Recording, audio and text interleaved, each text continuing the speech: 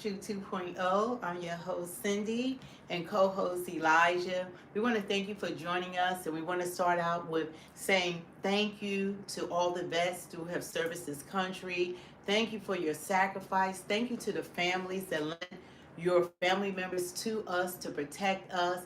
And we just want to let you know that we appreciate you and we respect you. Don't forget to hit the like, share, and subscribe. And think about becoming a special friend to Speak the Truth 2.0. And one thing about this channel is that we do respond to comments. So when we finish our live stream, we will go to the comments. And unlike other channels, we do view all the comments and we will respond to of our comments. So you'll have a one-on-one with us. This way you can connect with us, get to know us as you continue to support us. But we want to get to what the title is. It's like the Democrats won 3 elections, but Trump won the shutdown. Because it looked like the Democrats were being empowered when they won the state of Virginia governorship, New Jersey governorship, and the mayoral race in New York, Manette Gandhi. So the Democrats are really on a roll, and I don't know if Americans were speaking loudly and clearly when they decided to vote for those Democratic candidates. But at the end of the day, Trump won because the government is reopening, and we have different Democratic leaders, 8 of them, that decided to support the Republicans to reopen the government. So we're going to hear from Fetterman. He's one of the ones. So we're going to look at him. We're going to look at the Republican side. We're going to look at the Democratic side. And we are going to acknowledge our vets because this is Veterans Day, and we will be amiss if we don't continue to mention them because this is their day. So this is Fetterman, and he's explaining, why, because Fetterman reacts to critics in the party for joining GOP on voting to reopening the government. So we're going to hear what he had to say, and you guys, so don't forget to, comment and subscribe. Thank you.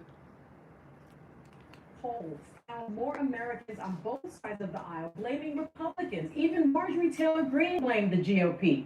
As you mentioned, Democrats had big wins last week, so you had momentum. Why give in now? Why bring a butter knife to a gunfight? Are you willing to gamble that the GOP will negotiate on health care in good faith once the government reopens? Because if that gamble is wrong, 500,000 Pennsylvanians that you represent, their health care costs will skyrocket if you are wrong. And I believe you are wrong. Well, first of all, MTG is quite literally the last person in America that I'm going to take advice or to get their kinds of my leadership and values from. And now, if Democrats are celebrating crazy pants like that, then that's on them. I don't need a lecture. I don't need a lecture from whether it's Bernie or the governor in California, because they are representing very deep blue kinds of populations, and a lot of those things were part of the extreme. And now remember, what really needs to win, the big win, is involving my state and other states and those things. And why have we arrived here after the election a year ago?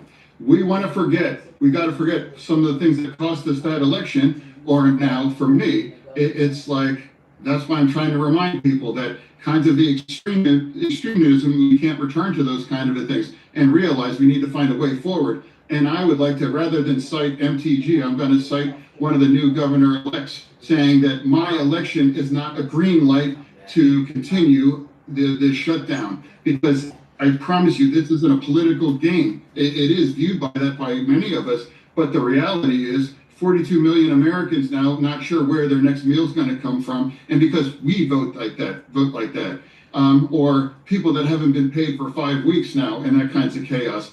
Poll after poll found more Americans on both sides of the aisle blaming Republicans. Even Marjorie Taylor Greene blamed the GOP. As you mentioned, Democrats had big wins last week, so you had momentum. Why give in now? Why bring a butter knife to a gunfight? Are you willing to gamble that the GOP will negotiate on health care in good faith once the government reopens? Because if that gamble is wrong, 500,000 Pennsylvanians that you represent, their health care costs will skyrocket if you are wrong. And I believe you are wrong. Well, first of all, MTG is quite literally the last person in America that I'm going to take advice or to get their kinds of my leadership and values. And now, if Democrats are celebrating crazy pants like that, then that's on them. And now I don't need a lecture. I don't need a lecture from whether it's Bernie or the governor in California, because they are representing very deep blue kinds of populations, and a lot of those things were part of the extreme. And now remember, what really needs to win, the big win, is involving my state and other states in those things. And why have we arrived here after the election a year ago?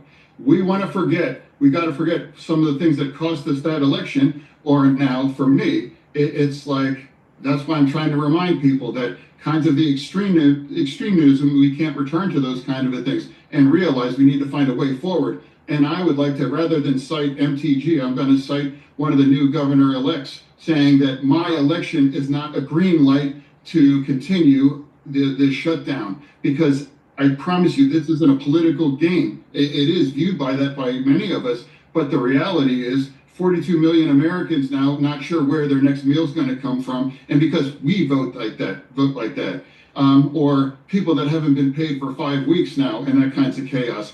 Poll after poll. But you know what? The thing about it, I wanted to repeat so those who weren't on could hear. Fetterman, he's one of the 8 that decided to join in with several other Democrat leaders to vote to reopen the government. Now he's under fire because he actually went against his party, and his contingency for going along with voting, even though it looks like Democrats were winning, is it's so funny in a sense that they won the governorship in Virginia and New Jersey. I thought they were going to flip red, and Mendandi did win the mayor's race in New York. So it looked like they were on a roll. Plus, in California, Gavin Newsom and them, they won that, what was the vote, you guys? It just slipped my mind that it was another vote they were doing because they wanted to redistrict. So they won that vote. So they were winning.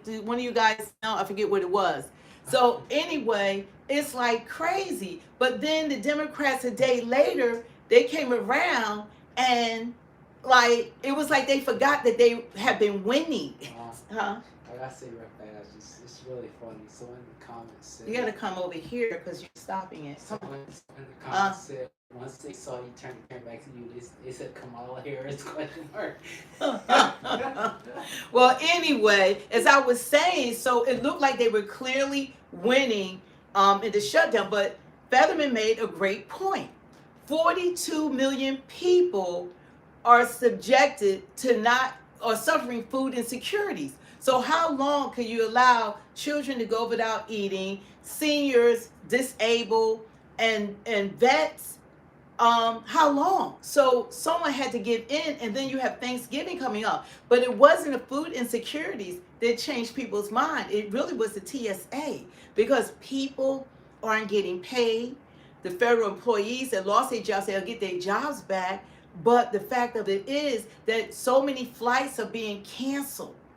Thousands of flights are being canceled.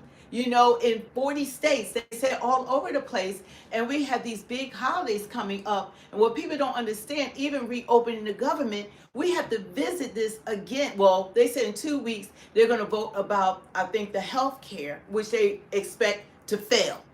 Because there's no plan. I just want somebody to tell me what the other plan is. That's all.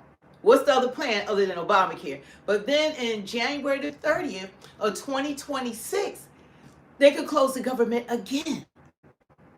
This is short term. But then there's no Thanksgiving and there's no Christmas. So what's going to be the outcome of that if we don't try to solve these differences now? And people have like the wrong understanding. And Fetterman, I guess he's trying to give his reasoning for going against his party is what he did. So Trump is winning at this point. Trump is winning. We're going to see like what Schumer has to say. I know, well, Fox have him on, what Schumer is saying, because they're saying get rid of Schumer, so they're blaming him. Republicans and the Republicans broke him. We have good policy, they have bad policy. And there's something, I don't know if it's Trump derangement or they're just crazed. They're like crazed lunatics. But, we have just great policy. So Aisha Hazy leading our coverage from the Hill. Let's begin there. Aisha, good morning.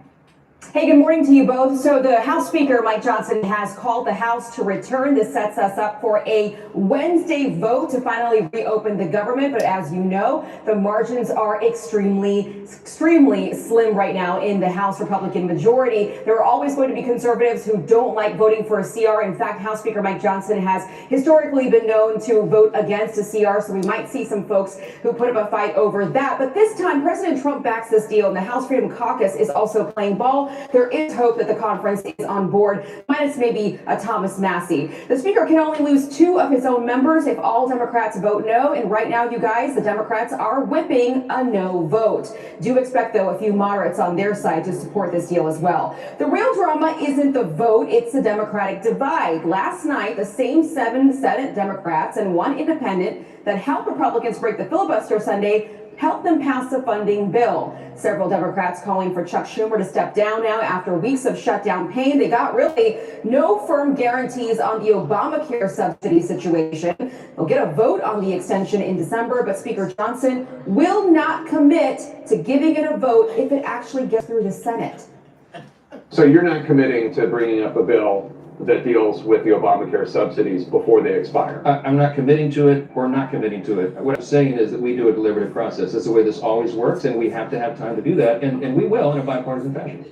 Okay, so we'll see if it affects negotiations there. Listen to this. Axios is reporting that Chuck Schumer asked those moderates to hold out until November 1st when open enrollment began before reopening the government. So their reporting is suggesting that these moderates really wanted to reopen the government. They were very queasy about all of this, but they basically deferred to Schumer, and that is why it has lasted this long, until they couldn't take it anymore. Yeah, you got to wonder if their hand was forced in the very beginning. Aisha, nice to see you on the Hill. We'll watch it by the hour. Mary Catherine Ham joins us now, Fox News contributor. Watch this from some Democrats demanding that Schumer step down. This is Tlaib saying that he has failed to meet this moment and is out of touch with the American people.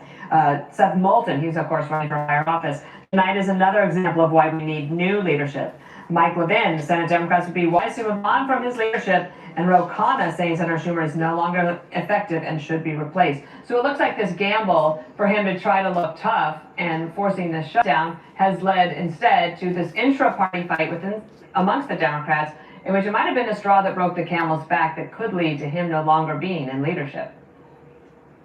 Yeah, they put themselves in this position. He put himself in this position. I've seen a lot of dumb shutdowns that achieved nothing, but this was a very dumb shutdown that achieved nothing. And the problem for Democrats, of course, is that there really are people hurting, and a lot of those people are their own constituents. And so it's been sort of astonishing to see the party that loves government rejoice that the government was shut down long enough to help them boost numbers in 2 state elections, hurting people in the process, as they always say when there's a shutdown from the other side.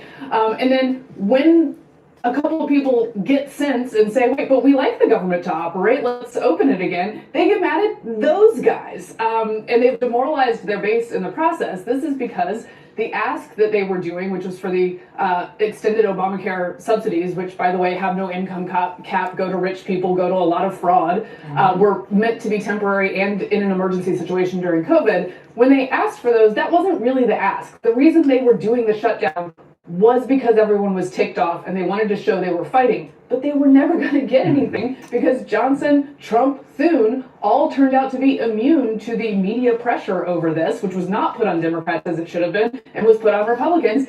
And here we are. They've taken their big electoral win and turned it to more demoralization for their base. Congratulations. Okay, so quite jiu-jitsu there. Yeah, I was talking about the buzzard circling, at least on the House side they are. Here is David Axelrod last night suggesting that Schumer's days are numbered. Listen carefully. Do you think Schumer could be in trouble here with the left flank of the party?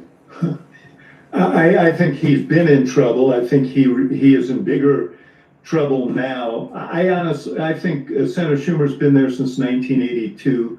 My guess is that he won't be leader of the party in 2027 after this election unless something really surprising happens. You're welcome to wax on that, Mary Catherine. Let me read this from Axios. Democrats shut down civil war spills out private call. More than a dozen House Democrats spoke on the call, the vast majority slamming the deal, a volume that reflects deep outrage between the two chambers. I will point out two things. Not a single Democrat senator is talking like they are on the House side. Not yet, anyway. And you wonder whether or not Republicans have an opportunity here to reshape healthcare. Those conversations are happening. Do you see that? Yeah, I do think they need to be prepared for that conversation and to be ready to pitch incremental changes to healthcare, like health savings accounts improvements that allow people to have more control over this and that would heal Obamacare to some degree. So they need to be ready for that. I also think the opportunity lies in the fact that, yes, the left is looking for new voices. They probably will oust a Schumer character in the future, and many others, by the way. They're going to run in these primaries all over the U.S. There's a very slim margin of turnable seats for the House, and if they run really far left, exciting candidates who want the government shut down forever in those places, a lot of normal voters who are not committed to either side and independents are going to perhaps pull the lever for Republicans when that is the option that they're given. So I think they're putting themselves in some danger. And we've seen this play out with the Republican Party during the Tea Party era as well. Some of those primary challenges worked out great, like Marco Rubio. Others did not, like Christine O'Donnell in Delaware. So these things can go badly for the party when there's excitement there, but it's geared toward the farthest left flank of that party. Well, it's fascinating to watch, and again, it's self-imposed, so we will watch it. We'll stay in touch with Yes, you, Mary it will. Catherine. Thank you. Thanks, Tim. Well, you know what? We're getting like both sides, and that's what I love about Speak the Truth 2.0. So you haven't hit the like, please hit the like and subscribe and become a member of Speak the Truth 2.0. And don't forget to leave comments, because we do respond to each and every comment once the live goes down, because it's quite hard doing the chat. I can't even see all the questions. So anyway, we do respond to the people that take their time to come on our live. But the thing about it is that depending on which channel you're listening to or what news coverage, each one is still continuing to blame the other. At the end of the day, the government needed to be reopened. The sad part about it, what was the use of having the government closed for 41 days not to come out with a victory? The Democratic Party were actually the ones fighting for your health care. They only asked for extension of Obamacare, at least until the Republican Party could put something in replacement on the table. But this has been going on for 10 years, if you guys aren't aware of Obamacare. Even when Obama and they first came out with the Affordable Care Act, Obama wanted to work with the Republicans at that time, and he was saying, like, let's work together, let's come up with a plan together, because at the end of the day, it's for the American people. It's not about party, it's about the American people. So all that blaming, everybody can blame each other until the cows come home. I really don't care. What I care about is solving a problem. And the problem still isn't solved. We didn't solve anything. Only thing that happened where people were made to suffer for 6 weeks, over 6 weeks, not receiving a paycheck, still having the responsibility to report to work. And if you're an essential worker, if you don't show up for work, you are still marked absent. They still can implement disciplinary actions, your supervisors, because you were scheduled for work. And then what can they say? I didn't have enough money to get to work. I didn't have any food. I didn't have any gas money. When they write you up, they don't care. Especially if you have a mean supervisor, they can continue to write you up irregardless of your legitimate excuses. So they went through all of that, and then what kicked it off even more, the shutdown, then they said, okay, let's cut SNAP benefits.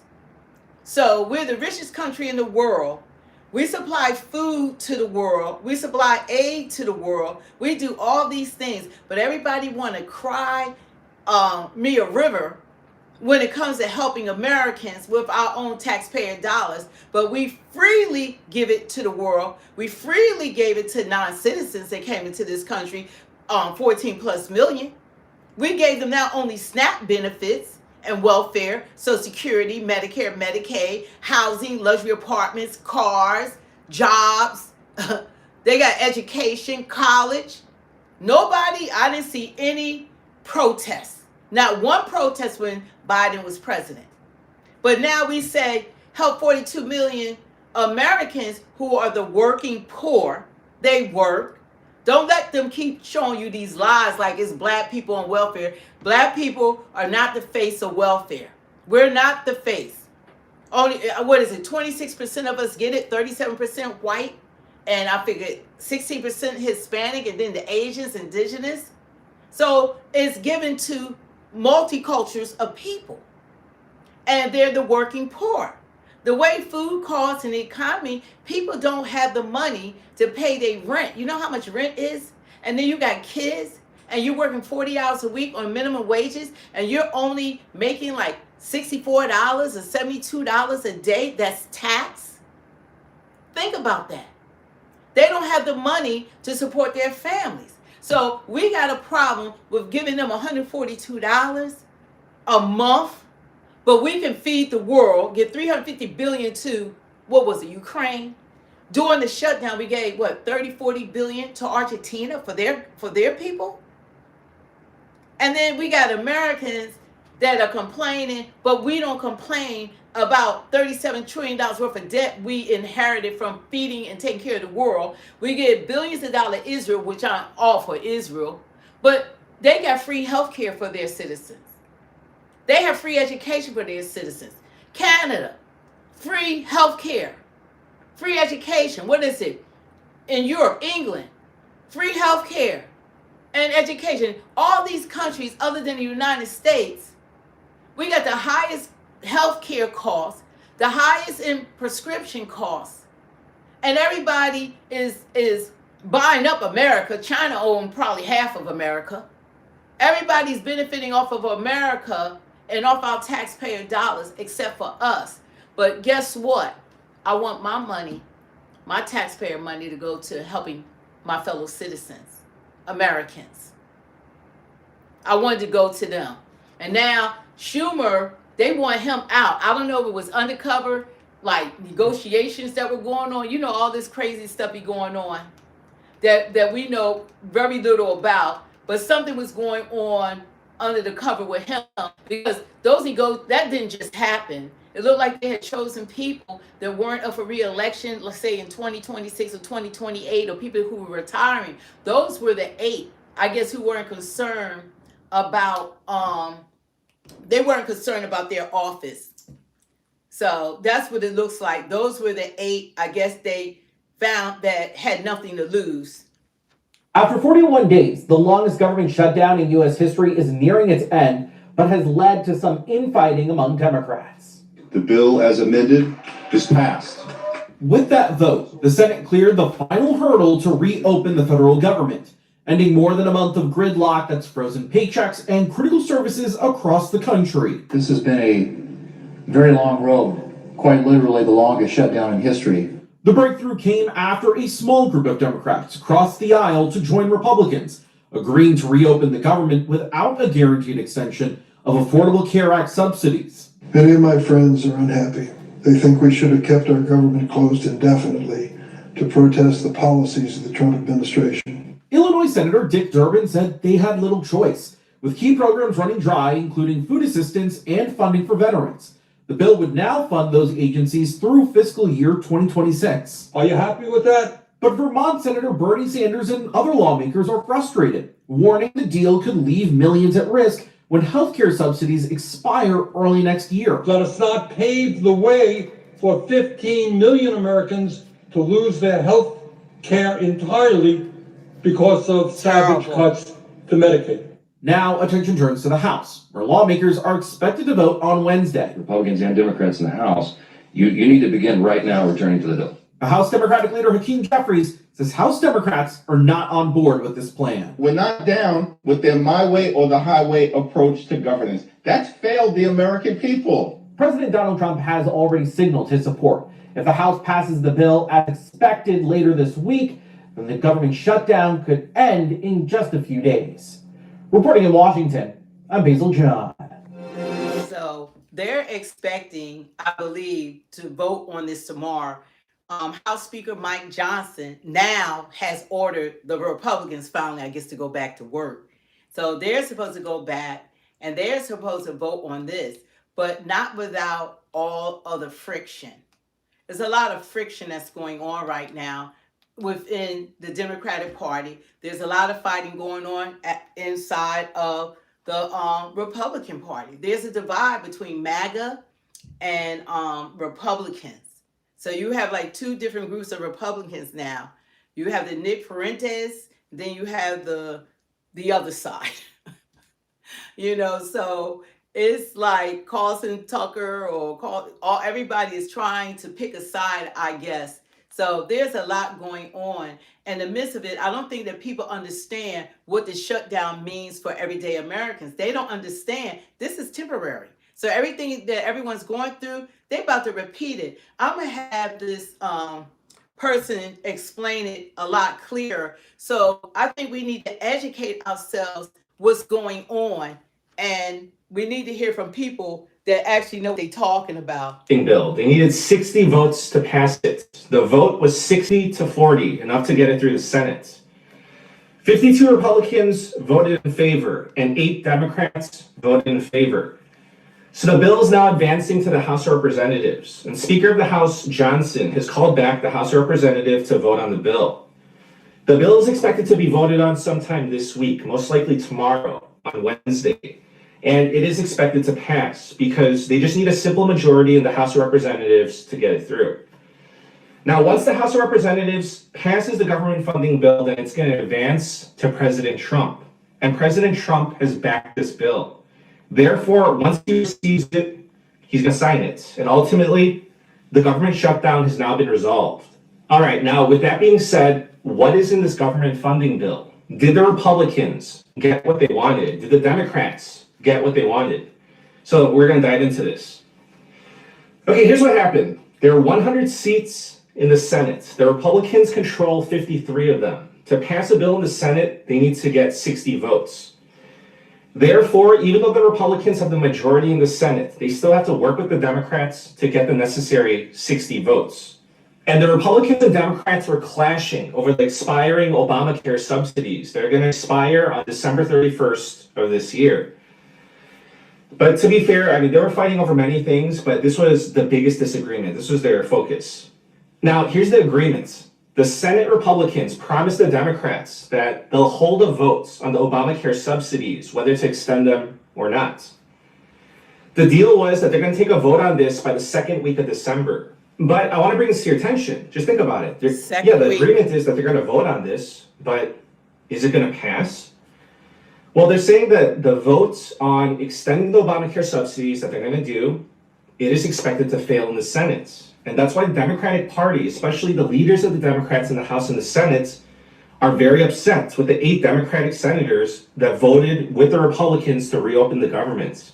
Now, I want to tell you this, and this is the crazy part where you're probably going to just want to shake your head in disgust. So you have to realize that this bill is just a temporary government funding bill that's going to keep the government funded until the end of January, so January 30th of next year. So that's about 2.5 months away, right? Now, I want you to think about that. They're going to vote on the extension of the Obamacare subsidy sometime in December, right? And that is expected to fail. So what do you think is going to happen? The Democrats are going to be pissed. And then what do you think is going to happen when January 30th rolls around? The Republicans and Democrats are going to be butting heads again, and then there's the real possibility of another government shutdown just 2.5 months from now. And then we got to go through all this drama again. Now, can we please have an honest conversation here? So the government shutdown affected 42 million Americans on SNAP benefits, right? But this is the part of me being honest. The biggest priority or the biggest concern for the politicians, it wasn't the SNAP benefits. It was the flight delays and cancellations. Like, I'm sorry, but that is the truth. And with Thanksgiving travel right around the corner, and then you have December holiday season, the politicians didn't want to deal with that backlash. That was their biggest fear, and that was the primary motivator to reopen the governments. Now, I just want you to think about that, because if they go through another government shutdown starting on January 30th, then it's not going to be during peak travel season. And then, well, if they don't have the motivator, then it could end up being worse than this one. And that's what's running through my head right now. And I just want you to know that this was the longest government shutdown for the United States of America. This surpassed the previous record of 35 days, which was actually during President Trump's first term at the end of 2018. Okay, right now it's still not resolved until President Trump signs it. So we're going on day 43. And I just want to mention this to clarify. So I did make the bet that this fiasco would end by 60 days, which is looking pretty solid right now, to be honest. So yes, I did mention the 40 days, but I backed out of that immediately when I saw the 60-day opportunity. So I'm very happy I did. And anyone on my Patreon. See, I think that's clearing up what's going on, that this can happen all over again and go right back into what everybody's going through the end of January. This signing of the reopening the government and getting the votes is going to repeat itself January the 30th. And then they might even surpass closing the government even longer, because what's interfering right now is the traveling. It's not as much as 42 million people suffering from food insecurities. You know how we are. It's not the biggest issue. The bigger issue are the holidays that are coming up and the flights. People want to be able to fly out. People want to be able to visit their loved ones during Thanksgiving and during the Christmas holidays. But January, when this rolls back around, we won't have any of these holidays, which meaning that this might surpass the shutdown even longer. So this is just crazy. It's like a nightmare to think that this government will put its citizens through this again. And I'm hoping, since we know what's going on as Americans, we need to be calling our senators and demanding to keep the government open. That while this a little over 2.5 months or whatever, that they have time to come to the table and they have time to negotiate some sort of health care plan to keep the government remaining open. Because we already realized closing the government didn't solve a damn thing. It didn't solve anything at all. The only thing that happened was that it was food insecurities. Trump right now, he's talking about doing a stimulus. He's talking about doing a stimulus check of $2,000. So this is like a little bit of, which will help many Americans to receive a $2,000 check. But we can't keep going around this roller coaster, because this is crazy.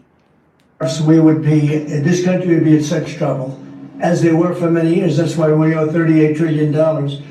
And one of the things we're going to do, we're going to issue a dividend to our middle income people and lower income people of about $2,000. And we're going to use the remaining tariffs to lower our debt. We're going to be lowering our debt, which is a national security thing.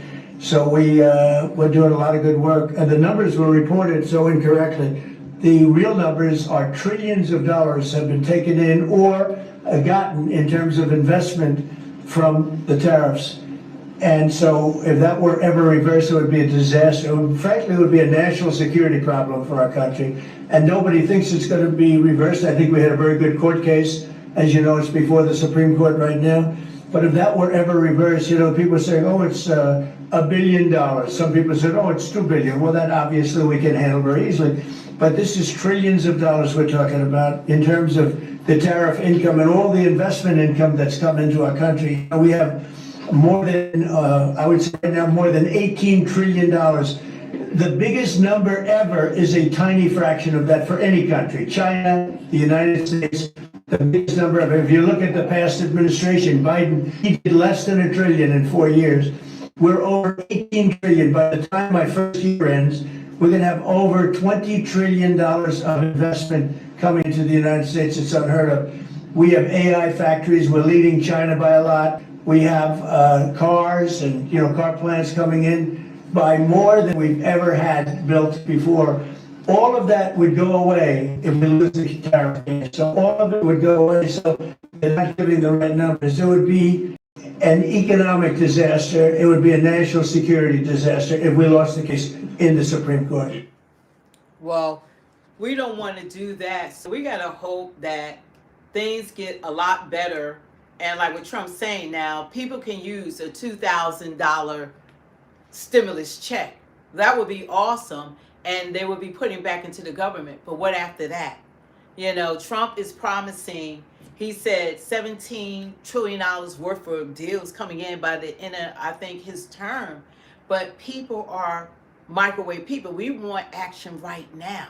Right now, hundreds of thousands of people have lost their jobs. When have we had the last job report? The last one I heard, it was only 22,000 jobs added. But I know even in the black community, black women were hit the hardest. 300,000 black women lost their jobs. And they talk about people don't want to work. People are working and they're losing their jobs. But there aren't any jobs to replace the jobs that they are losing or have lost. So there's a lot to be done. So I don't know. I can't see. I don't know what you guys think. Can you imagine us going through this all over again, January the 30th? Remember that date, because it's not over with. This is like putting a Band-Aid on a problem. That's all that's going on right now. They put a Band-Aid on the problem, and those Democrats that decided to jump ship, because it's like, to me, like my son said something about it, it's like Fetterman needs to become a Republican and Marjorie Taylor needs to become a Democrat, because they both jumped ship. They both changed sides. So she's talking more like a Democrat and he's talking more like a Republican. So I guess there is a way that we all can meet in the middle, because that's called communication. So they're in agreement and disagreement with their own parties. And Trump is saying that Marjorie Taylor, she has just lost her way. He said she lost her way. Anybody join us right now? We want to say happy Veterans Day. Thank you for your service. We're not overlooking you because we know this is your day. And we're going to show right now Barack Obama, he surprised a plane of veterans as they arrived. So we're just going to go to that and we'll get back to the government shutdown. And like I did say, I felt like Trump is winning because with all that just transpired in the very recent election, that Democrats overwhelmingly won Virginia, New Jersey, and New York. And then a day later, you have Democrats that have jumped ship and they, you know, they're signing with the Republicans to reopen the government, which we need to do. But that's like saying they did 40 days, 41 days, it was for nothing because nothing was accomplished. They didn't even get the Republicans to extend, just simply extend it for a year until they worked something else out, because Trump said that they should have a better plan. Well, extend it. Don't kick 22 million people off of their health care and then 15 more million that you make it unaffordable, that inadvertently they won't be able to afford it, so then they won't have any insurance. And meanwhile, in your rural areas and all over the country, then you'll have hospital closings, you'll have nursing home closings, and people are going to be affected. While everybody else is doing fine, you know, it's not bothering you because there's a hospital every few miles. But there are some areas that they don't have that luxury, that if their hospital closes, they have to travel an hour. Imagine you have an emergency that matter life and death. You got to travel an hour to get to your hospital, your emergency ward. No one should have to face that. But that's what's going to happen. And they have estimated that 50,000 people, including kids with cancer and different people without the help of the Affordable Care Act, will die.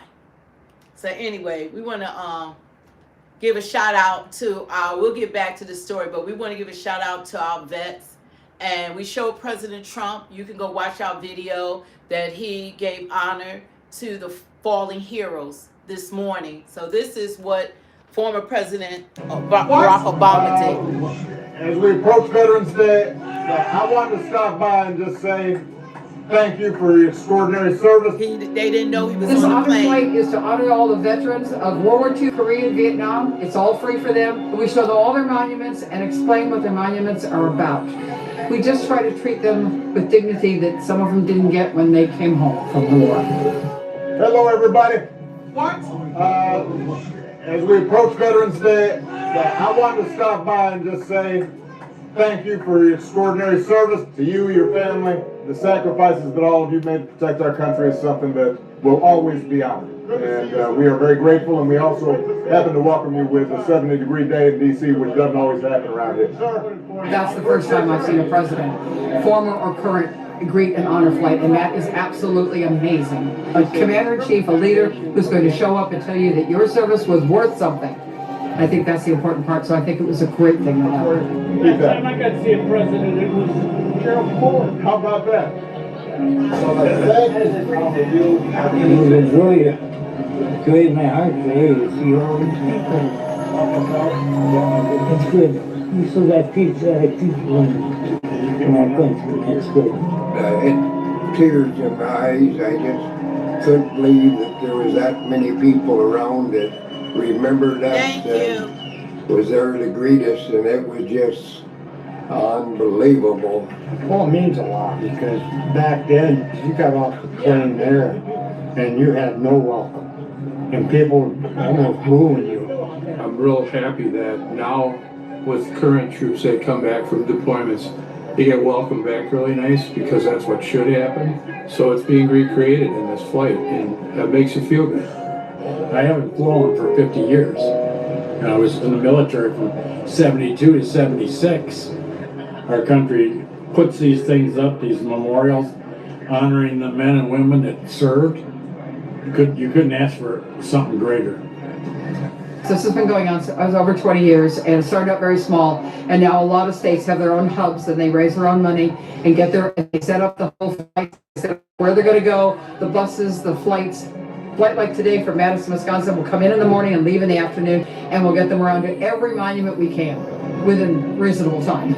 Every city in this country has got veterans in it, I guarantee it. Go up and say thank you, and just tell them how much you appreciate them. God bless our vets. God bless America. That was so wonderful. Not only did President Trump hold something special that most presidents do today, but here we have former President Obama. He surprises a plane full of veterans, and that was really, it warmed my heart to see the vets happy. So anyway, we're going to get back to the Democrats that I guess that jumped ship. They're not having it easy. They're not having it easy at all. And Trump is asked, like they call price concerns a Democratic con job. That's what President Trump is saying, what's going on. So we're going to hear from our president first, and then we'll jump back to the Democrats to see what they have to say. Some pushback on Fox News when Laura Ingraham pressed him about how the current economy led to big Democratic wins at the polls last week. I don't think he really wanted to hear it, but let's look at the clip. The economy was listed as a top concern. I know you know this for voters in New Jersey, New York, Virginia. Eggs, gas, dinner costs for Thanksgiving way down. But other things, as you noted, have gone up. Beef, coffee, they're going to come auto down very repairs. shortly. More than anything else, it's a con job by the Democrats. It's such a rigged system. So, are you ready? Costs are way down. People saying they're anxious about the economy. Why are they saying that? I don't know that they are saying. I think polls are fake. We have the greatest economy we've ever had. Okay, anybody who's been to the grocery store knows that, it's not good out there. Yeah. And remember what he kept promising everybody during the campaign? Mm-hmm. Hey, look. Prices will come down. You just watch. They'll come down, and they'll come down fast. I will immediately bring prices down starting on day one. Starting the day I take the oath of office, I will rapidly drive prices down, and we will make America affordable again. People can't afford their groceries, and they're going to be affording their groceries very soon. When is that going to happen? Well, as I look at the folks behind him, I was thinking where are y'all right now? Yeah. Where are y'all thinking? What are you thinking right now? Because, I'm not a big fan of polls either. But at some point, you have to recognize that people are telling you it's bad. Prices are not going down. They're going up and sideways and all in circles and stuff. You can't explain any of it, and you are pretending like it's okay. And I just gotta say, this is really terrible, and I feel bad about saying it. But that blaming the Democrats for everything. The toilet stopped up. It's the Democrats' fault. You know, my hair isn't blowing in the wind. It's the Democrats' fault. You know, that gets old, and you can't continue to blame this on us. This is your economy. This is what you set up. These are your tariffs. This is what you said was going to work. And offering people a 50-year loan. I mean, no, you didn't do the math. I know you didn't. I know you didn't do the math because even I did the math and it didn't work. So what is, I mean, it's his, well, how much longer? You mentioned the polls and you said, you know, listen to the voters. The voters spoke last Tuesday. It was a blue wave of voters showing up in record and historic numbers. And the Democrats didn't just win, they slammed dunk the whole damn thing. So that was the poll. You can watch and believe in numbers. But I remember how all the way through, you know, there was a lot of criticism across the board of President Biden when everyone kept quoting stats. You know, inflation's down, employment's up, but people kept saying, I'm still hurting. Now it's happening again, and he feels that the stats are going to ease the pain of what people are feeling on when they can't pay for dinner. And by the way, coffee alone is up 40% due to these tariffs. So he didn't bring prices down. They're up higher than ever, but you can't tell people or you can't spin or gaslight them into feeling differently. This time it's not going to work. And you know, I think one of the magic, part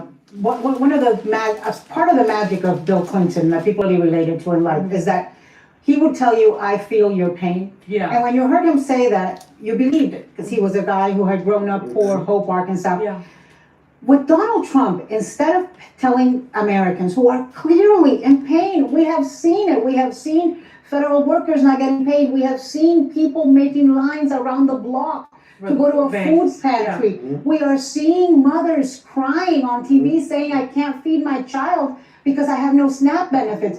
We have seen people in angst talk about they're not going to be able to get health insurance. And instead of him saying, I feel your pain or showing it, he goes to Mar-a-Lago. He talks about a $300 million ballroom. He's showing off the gold in the Oval Office. It looks like a brothel in Las Vegas right now. He is, you know, he likes to talk about the big, beautiful bill. The problem with Donald Trump is that he lives in a big billionaire bubble. And nobody around him tells him or shows him or has the lived experience of saying, I just went to the grocery store and I couldn't buy meat for my children. I just went to the gas station and I couldn't put gas in my car because I haven't gotten a paycheck in a month. Nobody's there to tell him. When he lives there, would he listen anyway? JD allegedly have that lived experience, and that's where I would hope that would be. Because listen, the problems with the economy, they're systemic. They are bigger than this government shutdown. They're bigger than any one administration. The fact that my generation, our buying power goes less far than it has any generation in 100 years. The idea of home ownership for so many people is so far out of reach. And then basic consumer goods like groceries are just unaffordable for so many Americans. If politicians and Donald Trump don't wake up to that, A, they're going to lose, but there has to be a real solution and an accountability for policies that are exacerbating it. I'm a Republican. Tariffs have never been part of our MO because they are a recessive tax on consumers. When you go to the grocery store and you buy certain imported goods and they cost more, that is the tariffs. If clothing you're buying for your family costs more, that is the tariffs. And Donald Trump, I know him. He looks at the market and he sees the market's having gains. That means the economy's doing well. Only 1 in 3 Americans are invested in the market. And even so, those aren't people who would actively be taking that money out and using it to meet their daily expenses. A wild stat is that it's something like a fourth of Americans only have about $1,000 if an emergency or a crisis hit of emergency spending. That's devastating. I did not grow up rich. I always say we were aspirationally middle class. My mom made us feel middle class. We were not. I know what that struggle is like, and if you cannot feel it, you deserve to lose. We need people who are actually fighting to bring down costs for Americans. I think we're all saying the same thing, but I think the bottom line is he doesn't care. He just doesn't care. Let's be real about this. He lied during that interview. He knows very well prices are up, and the bottom line is more interested in power than prices. That's just it. You know, let's call a thing a thing. Let's call a thing a thing. The other crazy thing when you're talking about that $1,000, you know, it's like when you try to explain to people what that means, you know, how this is affecting people. The fact that that whole group there, I mean, and I gotta give it to her, MTG, Margie Taylor Greene, she is still saying this is not right. $1,000 means your one accident, one health issue, yes. one missed day of work, That's one it. lost job away from extreme Yes. abject poverty. Yes. And And there's being the unhoused. anxiety, like financial anxiety, that feeling of I'm not going to be able to put food on the table, I'm not going to be able to pay my rent. And you know what's also fueling a lot of this? We are overtaxed on everything. Well, that's their opinion. I don't know. Do you guys believe Trump cares about American citizens? Put in the chat yes or no. They saying that they don't. Sunny was saying she doesn't feel that Trump cares about the American people. Are you in agreement with that? Yes or no? Does Trump care about the American citizens? No. Yes, yes, yes. No, no. The no's are winning so far. No. Hi. No, he don't. No. What in a certain statement? Yes. No.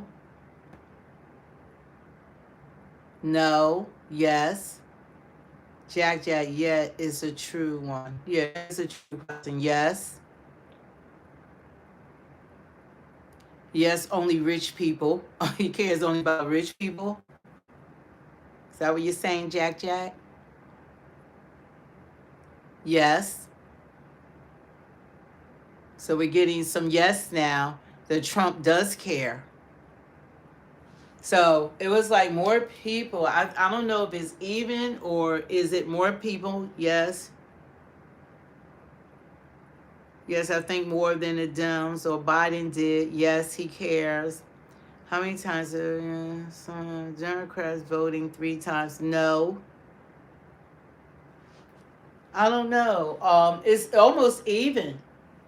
That is around, looks like half the people are saying that he cares and the other half are saying that Trump really doesn't care. I think that going in and becoming president, I do believe that Trump does care.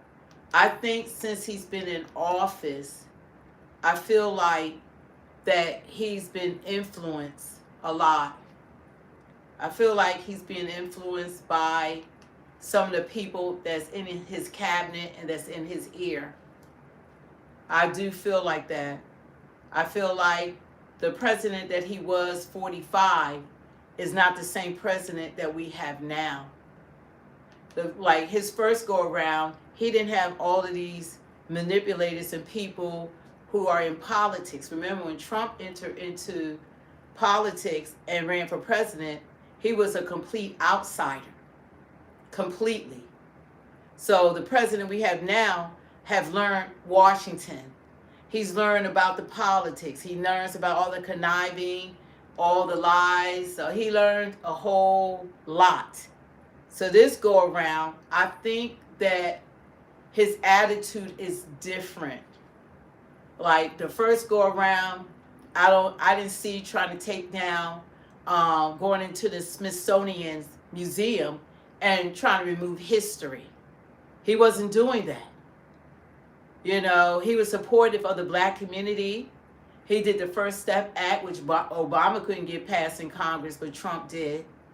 He was giving monies to the HBCUs, supporting them. And even when he ran and he campaigned, he was trying to connect with the black community. But I see a shift. It seemed like when he got with Elon, who I do believe is a racist, and Stephen Miller, he'd been hiding the little snake in the corner. And a lot of what Trump is saying, I think a lot of it is Stephen Miller. Like how much of Trump is actually there? You know, it's like the people that he surrounded himself around this time, it matters, because how much do they care about the American people? Because it takes a lot to close the government, and knowing people are going to suffer from food insecurities, and you're not even ordering the Republicans return to Washington to compromise with the Democrats. So no one wanted to negotiate. There was no negotiation that was going to take place. It was either my way or the highway, and which I knew the Democrats were going to eventually cave, because the American people were not going to be able to handle this too much longer. There's no way the American people were going to continue to suffer through no paycheck, food insecurities, and people telling them they need to get a job when they got a job, but they can't go to the job because they've been fired from the job. So that's not working. But the Trump that's in office now, I think it's been a shift. I think that he was more caring. 45 was more caring than 47. And I do believe that Trump wants to do right by the people. He saw what was going on. He said he wouldn't have even run for president if Biden and them was holding it down. The reason why he decided to run again, because we were just in horrific shape. And he felt that he had to come and run again for re-election, because look at Biden. He was missing in action. They knew he was suffering from some, for lack of a better word, dementia. He was going through, his memory wasn't quite there. And they hid it from the American people, that they still haven't answered to us about that. You know, so all these things were going on and was being hidden from the American people. And that was wrong.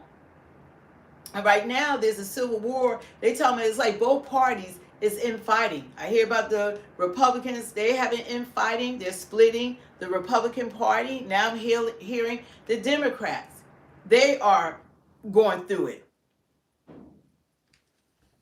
You know, it's like it's so much going on right now, and it's like everyone is against each other, but who's losing in the meanwhile? Are the American people, are we benefiting? You know, I want to know, how is it benefiting us? What's going on? And Trump has to acknowledge to a certain degree that most Americans aren't doing well. They're not doing that great. And that has to be an acknowledgement. Everyday people are going through it. Everyday people are struggling.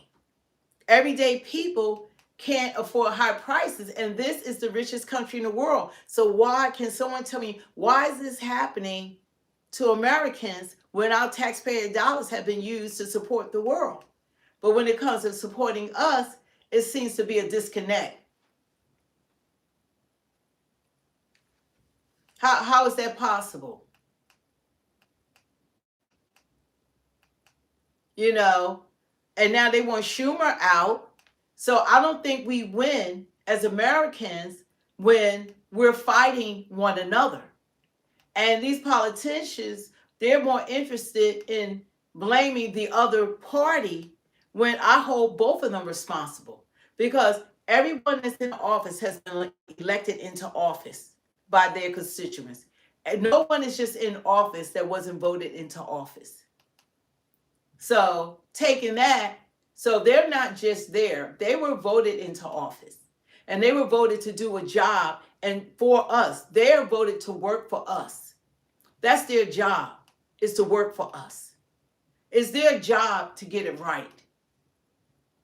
And playing with our health care, I'm more concerned about the health care situation than the food insecurities. The health care is what's going to do this country in. And this shouldn't be happening here, when we can dig up money for Argentina. And if Ukraine say they need more money, we'll dig it up for them. If Canada say they need more money, we'll dig it up for them. If Europe say they need more money, we dig it up for them. But when it comes to us, that's, I don't understand that. Someone has to explain it to me. Why is it Crimea River when our taxpayer dollars, when they should be used to take care of us? Like, everybody want to talk about the Epstein files and this. They say, okay, reopen the government. Then they have to swear in that Congresswoman and then she'll be the casting votes for that. I don't think that's at the top of the food chain when people are suffering food insecurities and job loss and health care perhaps loss. At the top of the food chain is your health care at the end of the day. That's what's going to really be impactful to this country. So I just think that we need to hold our elected officials accountable. We have to. We can't keep on playing these games with them, and we can't keep doing this. You know, we're going to hear more from Fetterman has been more outspoken than all the other Democratic leaders in trying to work together, I assume, Sylvania, who's also the author of the new memoir, Republicans. Unfettered. Senator, thank you for joining us. Thanks for having me.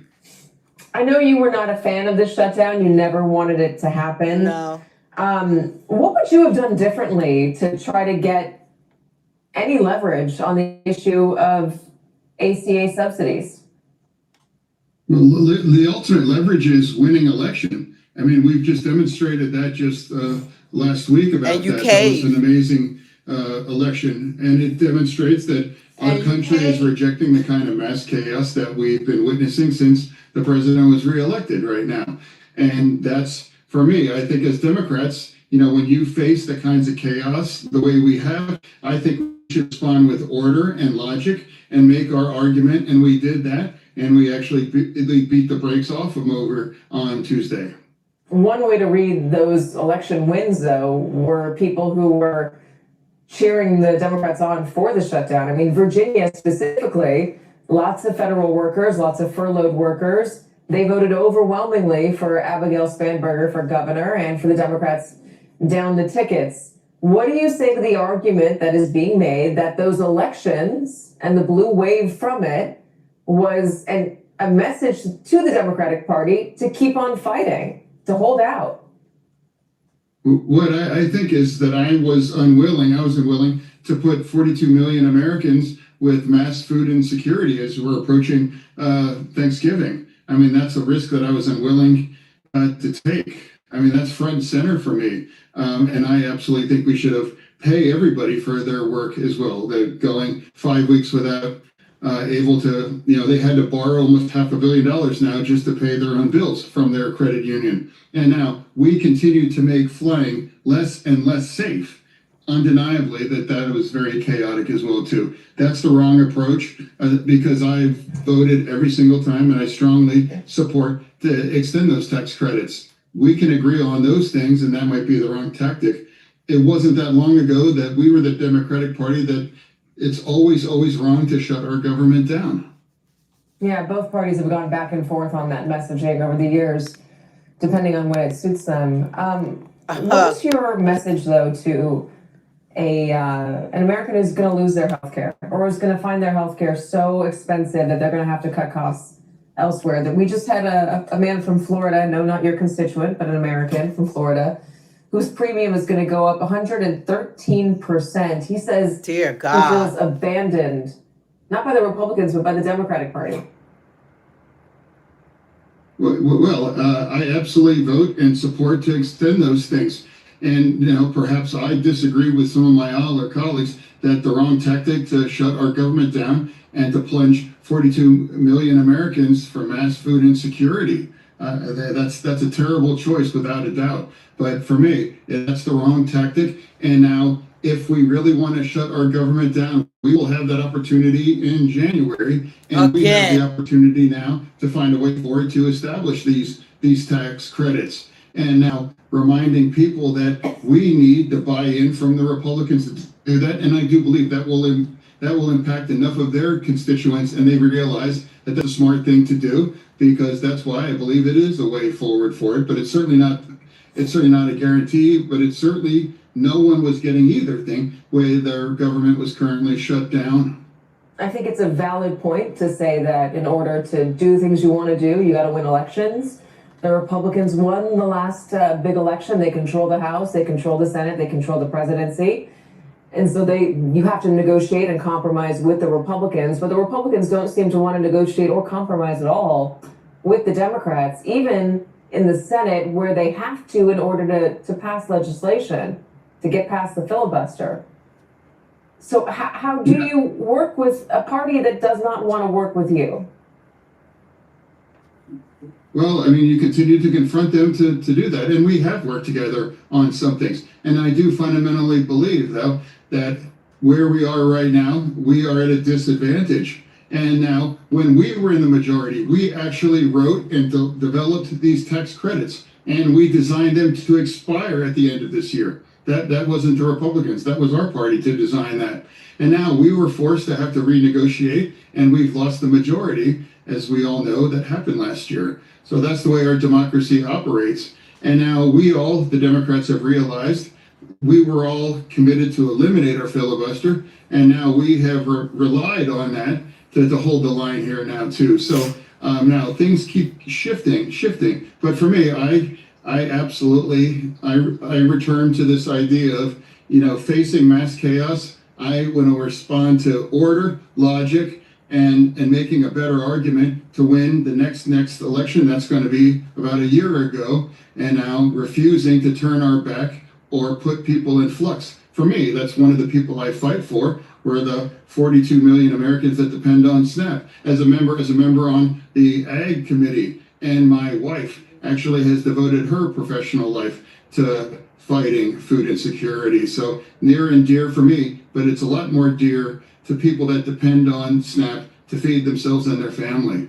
The Democratic Party is trying to figure out what it should be for the next elections for 2026, for 2028. There's going to be individual elections, obviously, in 2026, but the party's going to have some unified message for 2028. There's a fight between progressives and moderates. Do you take a side on this, and do you think one is better than the other?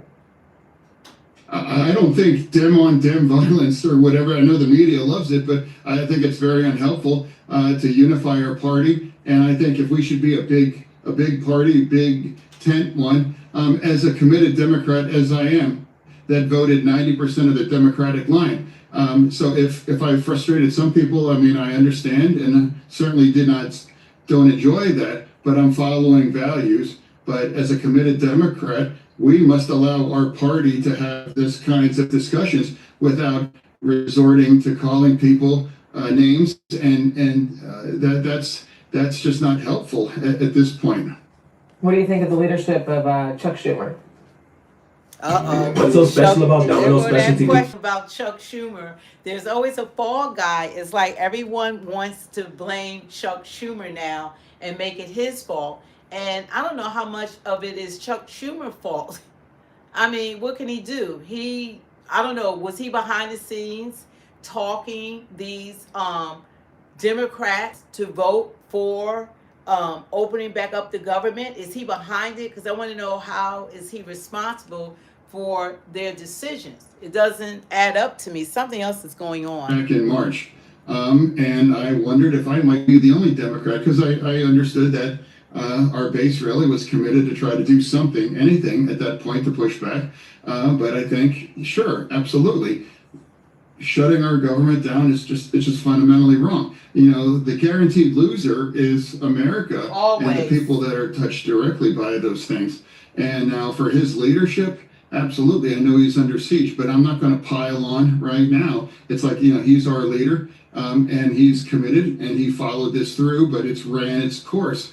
And now we have the opportunity to develop, our proposal and sell these kinds of tax credits to America to convince the Republicans to buy in. And now we would have the other opportunity to shut our government down in January. Is he the man for the moment? There are folks out there arguing that there's a generational problem with the Democratic Party, and that it is time for younger lawmakers, it's time for younger leaders. Those are the people that are more in touch with the sentiment of Democrats across the country. Those are the ones that can better represent Americans going forward. Do you see that as an issue? It shouldn't be an issue. I mean, how old is Roy Cooper? I don't know off the top of my head, sir. Yeah, well, he's about 74. Like, I mean, 73 or whatever. It's like if you have a problem with 70-year-olds people, I mean, that's ageist, but regardless, he's the guy that's going to flip that seat. You have a problem with 70s, take an issue with the guy that's going to win the seat. Or look at Bernie. Bernie's very, very old, and I don't see people criticizing Bernie for his age right now. I think it seems to be incompatible here. I don't care what your age is. It's like, we're all part of the Democratic Party. And now, attacking people based on their age, it's bizarre, and it's profoundly unhelpful. And we need to be better than that.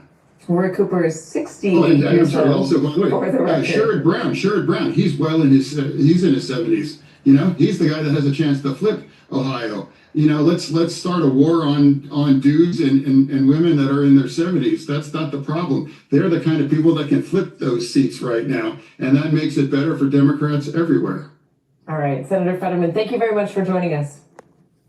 Oh. Wow, Fetterman is making his rounds throughout the media right now because he has a book I guess he's pushing called Unfeathered. And he's been surprisingly one of the Democratic leaders that have crossed parties. It's like him and Marjorie Turner, they have switched sides. Taylor, that they have switched sides. She's more seemingly fighting for the Democrats, and he seemingly is fighting for the Republicans. So I don't know if they're going to run for different seats, but it's like the tide is shifting. And, you got Jeffrey, he says that he strongly opposes this bill. Jeffrey says Democrats will strongly oppose any bill to end the shutdown. That doesn't. So they're still, I don't know. They're bringing them back to vote on this bill tomorrow, but you still have leadership and people like Hakeem Jeffries that is saying that they still want to push forward. And I don't even know if that's the right thing to do or not, because we're going to have to revisit this January the 30th, because that's going to be when they'll be able to shut the government down again. And they believe that it will be longer, because the only thing that's stopping this shutdown is because of Thanksgiving and Christmas traveling. The traveling holidays that are coming up. And they feel that's more impactful than 42 million people suffering from food insecurities. So I don't know. This is crazy, like the mindset, like what's going on right now. And I can't see us keep on going around this merry-go-round, and for us to go through this again in a little over 2 months is unimaginable. Well, good morning. Great to be with you, Wolf. Great to be with you, Pamela. Great to be back on the Situation Room. We first just say we express our heartfelt gratitude and appreciation to all of our veterans, our men and women who have worn the uniform, thankful for their service, their sacrifice, and continuing to give us the freedom that we cherish here in this country. So our expectation that the House will vote at some point tomorrow, and House Democrats will strongly oppose any legislation that does not decisively address the Republican healthcare crisis. We want to reopen the government. We'll continue to stand by our hardworking federal employees and civil servants, but we have a responsibility to make sure that we extend the Affordable Care Act tax credits so that tens of millions of Americans don't experience dramatically increased healthcare costs that's going to prevent them from being able to see a doctor when they need one. As you know, the bill that will be on the House floor would fund the federal government until the end of January, some key agencies through the end of next year. Not long enough. What do you see happening on January 30th? Well, I think what's going to be important over the next few weeks, once this issue is resolved relative to this particular piece of legislation, is that on December 31st, the Affordable Care Act tax credits expire. And dozens of House Republicans have been claiming over the last few weeks that they know that is something that needs to be addressed. And now we're going to have to see some action, or whether it was just talk from these House Republicans, because Democrats are going to continue to stay in the arena as it relates to dealing with the healthcare crisis that Republicans have visited on the American people. Understand that this year Republicans have enacted the largest cut to Medicaid in American history. This is after Donald Trump promised in late January to love and cherish Medicaid. And we know that hospitals and nursing homes and community-based health centers are closing all across the country. And now, because of the Republican refusal to extend the Affordable Care Act tax credits, there's a risk over the next few weeks that tens of millions of Americans will not be able to afford their health care. We're talking about working class Americans, middle class Americans, and everyday Americans. That's why Democrats are continuing to fight hard on their behalf. But as you know, in the Senate, 7 Democrats and 1 independent who caucuses with the Democrats, they actually broke ranks to advance the funding bill, a 60-40 vote. They needed 60 votes. They got the 60 votes. The Republicans, with one exception, all voted for it. We spoke with one of those Democrats who caucused with one of those Democrats, Angus King, about why he decided to accept the Republican plan. A lot of collateral damage was happening. People's lives were being hurt. If the tactic isn't working, and there were no prospects that it was going to work, then let's move on, not make a lot of other people suffer in order to get a goal that wasn't attainable. Angus King of Maine, he's an independent, as you know, Leader Jeffries, but he caucuses with the Democrats. What's your response to his comment and his vote? Well, the suffering that has been visited upon the American people over the last several weeks is very consistent with, unfortunately, the suffering that Donald Trump and Republicans have visited upon the American people since day one of his presidency, where we've seen these Republicans unleash extreme levels of aggressive behavior that does not make life better for these Americans. It makes life worse. And we've seen it. An all-out assault on the economy, an all-out assault on healthcare, an all-out assault on nutritional assistance, an all-out assault by these Republicans on veterans and farmers and law-abiding immigrant families and the American way of life and, of course, democracy itself. And so our fight, obviously, is going to continue through whatever happens this week, because as House Democrats, we're committed to driving down the high cost of living, to fixing our broken healthcare system, and at the same period of time, cleaning up the corruption that exists in Washington, D.C., in the Congress, at the Supreme Court, and of course with the Trump administration, the most corrupt administration in American history. So we can actually deliver a country of the people, by the people, and for the people. Culinary Collection by Cuisinart, featuring our exclusive so deep. Like, he is really attacking this administration. You know, this has to stop. Now they're expecting to go and they're expecting to cast a vote tomorrow. But what I'm hearing is still pushback from the Democrats. So you guys, do you believe that the shutdown is going to end tomorrow? This is what this is supposed to be all about. It's supposed to, get that for me, Elijah. This is supposed to be to end the shutdown. But Hakeem Jeffries, it doesn't seem like that's the direction that he's heading into. He's like, we're still going to fight. And I don't know if he should, if the Democrats at this point, to get relief to the people who are going through the food insecurities, this way the federal workers have been laid off will be able to go back to work. The back pay will be given, because people, guess what? That mortgage still needs to be paid. Rent still has to be paid. If you live in an apartment, when you miss your due date, they give you a small grace period. Then you get a late fee. Then they can start court proceedings to evict you within 2 or 3 weeks of the same month. So some people are facing evictions. It's serious. People still have to pay their car notes. If not, their cars will be repossessed. So people still have to pay their debts and for their utilities. So I don't think at this point, if they don't reopen the government, that people can last any longer. But it's sad that this will happen again in a little over 2 months. I think that that's what we're not hearing. This is a Band-Aid for a problem that's going to continue January the 30th, and they expect it to last longer if nothing is done prior to that, before January the 30th, because the only thing that's stopping it now are all these holidays.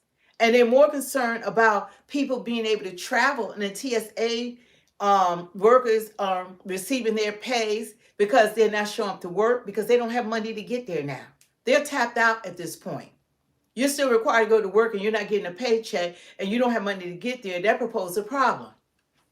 People just can't borrow money from people because the people you want to borrow from don't have money. You know, and if they've been helping you for a whole month, they're like, look, I'm tapped out. I'll help you as much as I can, but I don't have any more money to give you. So what are they supposed to do?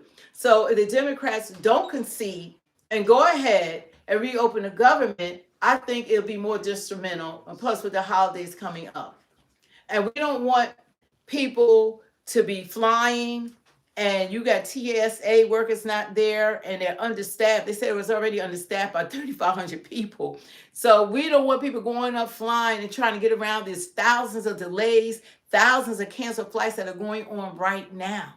I don't think that we can withstand it to continue any longer as a country and as a nation and being the richest country in the world. Why did it happen anyway? Why did this happen? It should have never happened. We always brag about how great we are until it comes to taking care of our own. We got money for you, and you if you're a non-citizen. But if you're an American citizen, oh, cry me a river. Why don't you work? Why don't you get a job? How come you on welfare? How come you need assistance? But you don't ask that. Well, 14 million plus people came into this country. I didn't see one protest about helping them, giving them money, giving them Social Security, giving them Medicare, Medicaid. If you went to a hospital, they'd have you in the hallways. I mean, we went to emergency. I was like, why is it so packed like this? They got people lined up in the hallways on gurneys. I'm like, what's going on? Because it was all the illegals in there. I was like, oh my God. You know, so they've been given benefits, but no one said anything about them receiving $13,000 for snaps or $30,000 in cash assistance. You know? So I think it's an injustice. If we can do it for them, then why can't we do it for the taxpayers that paid into the system? Why would we be crying about doing it for our own? I'm not. I want my tax, just hear me loud and clearly. I want my taxpayer money going to support my fellow American citizens. And we could do it for you and non-citizens and for Ukraine and for all these other countries that we give billions of dollars to for their economies, including Canada, that have free healthcare, free education. Israel had free healthcare, free education. Over in Europe, free education, free healthcare. And then y'all want to say something about us helping our own citizens. Y'all can kick rocks. We need to be helping our own citizens as well. This world is so upside down. It's like we live in an upside down world. Like we're $37 trillion in debt, but we still don't take the time to help our own fellow citizens. And that's not right. But I think that they need to vote to reopen the government at this point. Right now, no one is winning. Once the Democrats conceded, those 8 Democrat elected officials said that they would vote, then, at this point, go ahead. Because it's not over with. In 2 weeks, in December, they're going to vote on the health care, and they expect it to, it's like the government now don't want to give people health care. They don't. They don't. They're not saying we're replacing it. They're not saying let's extend it. They're not saying we don't want any Americans to suffer. None of that is coming out of House Speaker Mike Johnson's mouth. Nobody's saying anything about the welfare of the people. So we're going to revisit it again, but they'll give people time to do what they need to do, to save, to prepare, to prep. Y'all better do something. Because it's going to come back around. It's not, for this to happen again by January the 30th is sad. We're talking about like 2.5 months. It's going to happen all over again. So you got to pray for our leaders. Pray that they stop being selfish and that they're looking at themselves, that they're not thinking about the people who elected them in the office. Let them understand that just because it's not affecting them, but it's affecting the people that elected them in the office. You have people who unfortunately are living below, poverty, and that are working. And you have children that can't work. They're kids. They have to be taken care of. And their parents don't make enough to supplement the food income. So they need help. And there's nothing wrong with helping Americans with our taxpayer dollars. That's crazy. So anyway, you guys, thanks for joining us.